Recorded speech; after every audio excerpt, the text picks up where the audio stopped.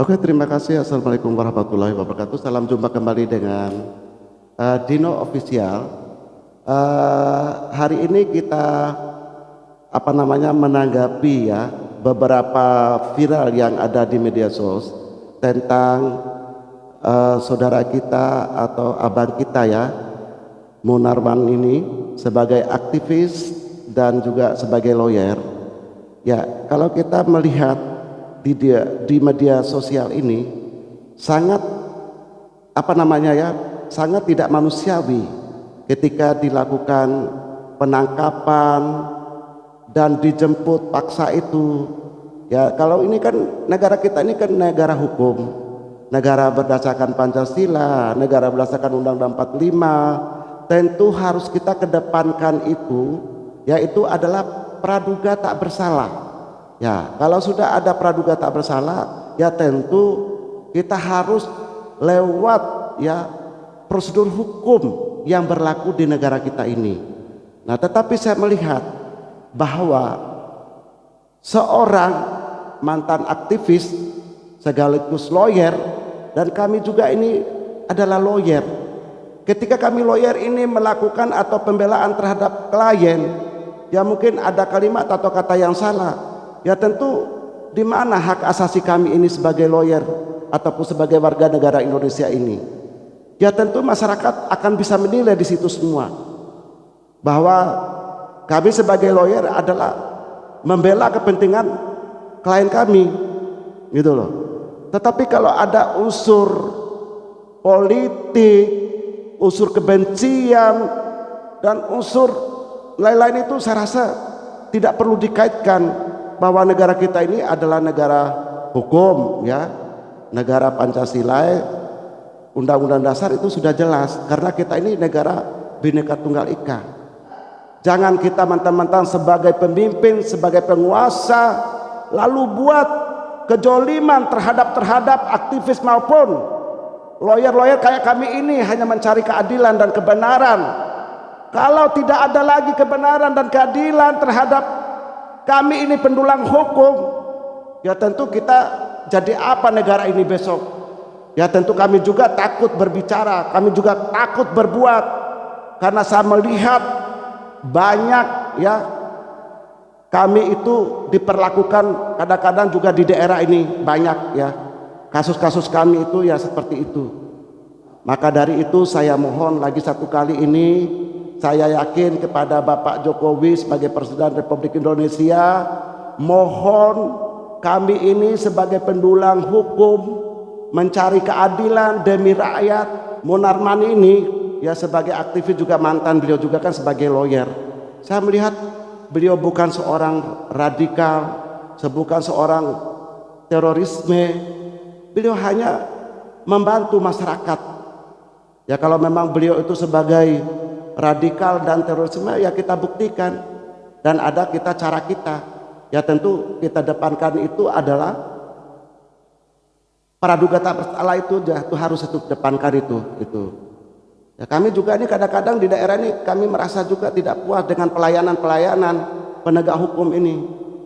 Ya kalau kita bicara ya saya yakin bahwa kebenaran itu pasti kita akan dapatkan sampai kapanpun. Dan alhamdulillah juga saya sebagai lawyer ini ya tentu kami hanya bisa sabar dan ulas dada ketika saya dijolimi juga ya, tapi saya bilang ya Allah, ya mudah-mudahan mereka itu diberikan hidayah oleh Allah Subhanahu wa taala sebagai penegak hukum. Itu loh. Saya juga heran ya perilaku Densus 88 ini terhadap Munarman ini sangat tidak manusiawi kalau saya lihat. Ya tentu apakah masih ada perlindungan hukum terhadap warga negara Indonesia yang tercinta ini? Kita sudah lama merdeka ya, sudah berapa puluh tahun, bahkan mau 1 abad ini kita masih juga diperlakukan seperti itu. Apakah bisa dibuktikan bahwa Munarman ini adalah seorang teroris atau radikal? Ya kita buktikan. Ya kalau tidak terbuktikan ya proseslah secara hukum sesuai dengan hukum yang berlaku di negara kita ini. Nah itu seperti saya katakan tadi, itu kita harus depankan bahwa praduga tak bersalah itu harus. Ya paling tidak ada alat bukti, 2 alat bukti, itu permulaannya gitu. Ya kalau memang dari awalnya itu diduga, kenapa tidak diproses? Kenapa sekarang baru diproses, ditangkap seperti itu gitu loh. Ya, kalau menurut feeling saya ini, Munarman ini adalah target ya dari penguasa ya. Karena saya melihat Munarman ini adalah sekjen, sekretaris TTBNG itu Habib Rizik. Ya, sehingga kenapa enggak dari dulu ya ketika ada persoalan itu? Apakah masih ada keadilan untuk masyarakat umum ini? Atau kami juga sebagai lawyer ini ketika kita salah ngomong atau salah ini semua akan diproses dengan hukum. Masih adakah Pancasila dan undang-undang di negara kita ini? Jadi kesimpulan saya, apakah Munarman ini sudah dipanggil sebagai saksi atau sebagai tersangka dalam dugaan terorisme atau radikal? Ya, kalau sudah dipanggil, saya rasa tidak dia mau hadir. Ya, pertama, kedua dipanggil juga tidak mau hadir. Nah, itu baru namanya dijemput paksa. Nah, karena kenapa dijemput paksa? Karena ada surat panggilan tadi itu pertama dan kedua, dan tidak dia taat hukum, apalagi dia, saya rasa dia seorang lawyer dan sebagai aktivis, ya tentu menurut saya pasti beliau taat kok. Tetapi ini tiba-tiba tanpa ada surat pemanggilan, tanpa ada surat pemberitahuan, lalu dijemput paksa kayak begini, kayak begitu tuh bagaimana ini hukum negara kita ini? Ya kami mohon kepada penguasa atau kepada Bapak Presiden Jokowi ini, ya mohon diberikan keadilan kepada semua masyarakat, khususnya warga negara Indonesia yang mencari keadilan, kepastian hukumnya.